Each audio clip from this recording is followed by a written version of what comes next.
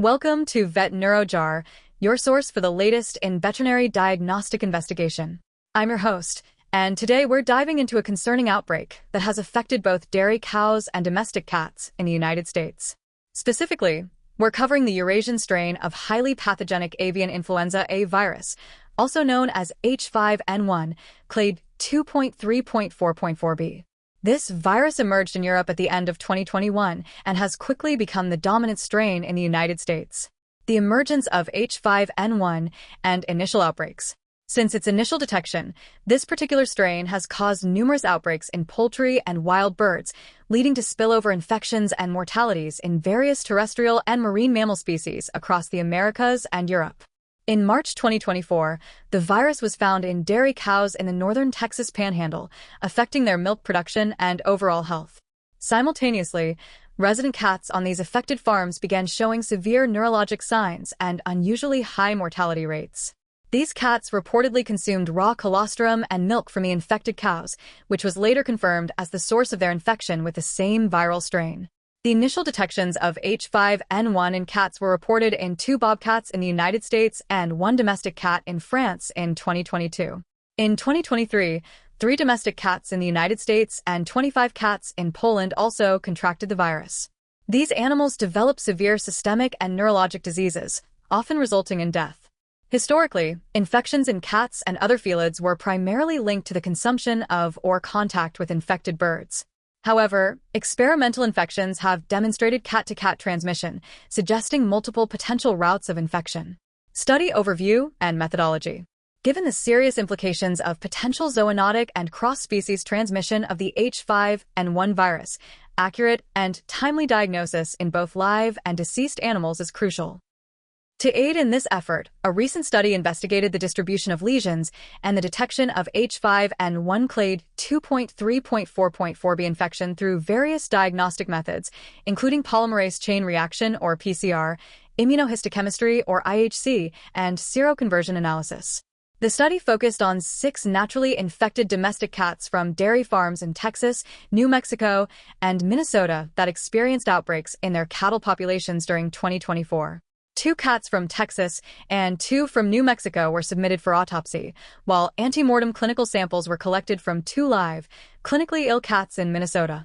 The deceased cats were 6 to 24 months old, while the live cats were 5 and 13 years old, respectively. While the Texas cats had been previously reported, this study provides the first detailed analysis of the cats from New Mexico and Minnesota. The cats from Texas and New Mexico were part of larger colonies that foraged on rodents and birds and were fed raw or pasteurized milk from sick cows.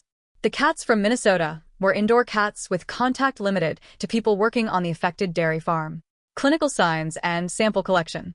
The cats from Texas and New Mexico displayed a range of neurologic signs, including lethargy, inappetence, weakness, depression, ataxia, and an inability to rise.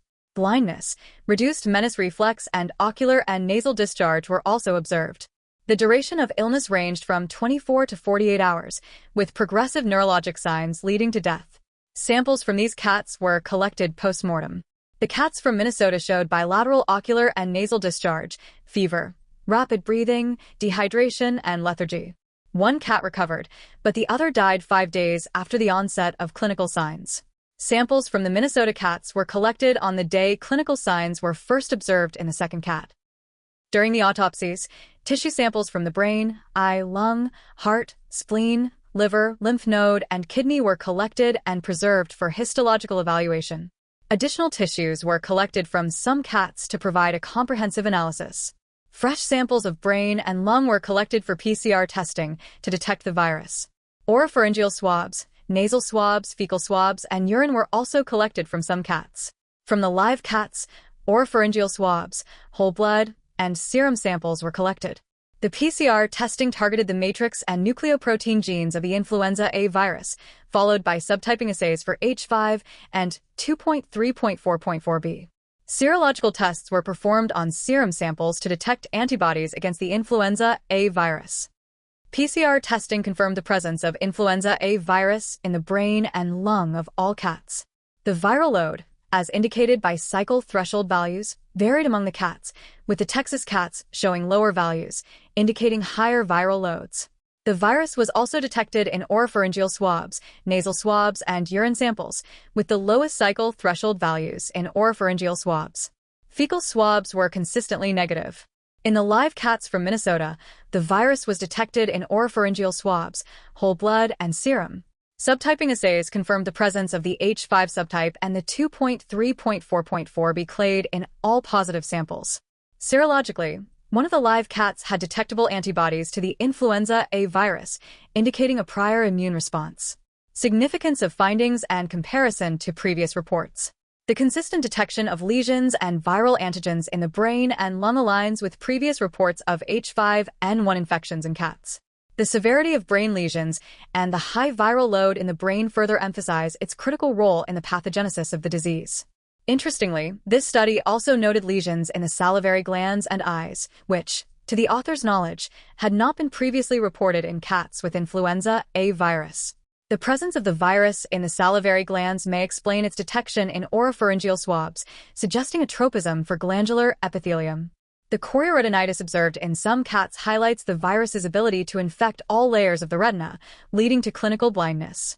The detection of viral nucleic acids in oropharyngeal swabs and urine suggests these samples are reliable for diagnosing H5N1 in live, clinically ill cats. The negative results in fecal samples and the variable detection in nasal swabs indicate these samples may be less reliable. The transmission and implications. The study raises concerns about the transmission of the H5N1 virus beyond direct contact with infected birds or ingestion of contaminated materials. The fact that the indoor cats from Minnesota, which only had contact with people working on the affected dairy farm, contracted the virus suggests that fomites or infected material transmitted via human handlers could be a potential route of transmission. Further investigation is needed to fully understand the routes and duration of viral shedding in cats and other animals infected with H5N1 clade 2.3.4.4b. Given that H5N1 is a zoonotic disease, close or prolonged, unprotected contact with infected animals or contaminated environments poses a risk of infection for people. Therefore, it is essential to implement preventive measures and ensure proper hygiene practices when handling animals in affected areas. This study provides valuable insights into the pathogenesis, diagnosis, and potential transmission routes of the H5N1 virus in domestic cats. The findings highlight the importance of comprehensive diagnostic approaches and heightened biosecurity measures to protect both animal and human health. That's all for today's episode. Stay tuned for more updates on veterinary diagnostic investigation. From Vet Neurojar, keep those minds inspired, hearts light, and tails wagging.